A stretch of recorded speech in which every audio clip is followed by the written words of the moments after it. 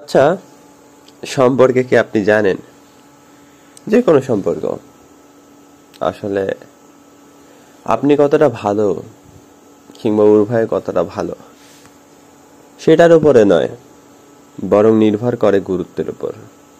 যে কোনো একটি বিষয় বা কয়েকটি বিষয়, অন্তত একটি বিষয় গুরুত্ব পেলে তবেই তবেই সেই সম্পর্কটা গুরুত্ব পায়, মূল্যায়ন পায়, টিকে যায়।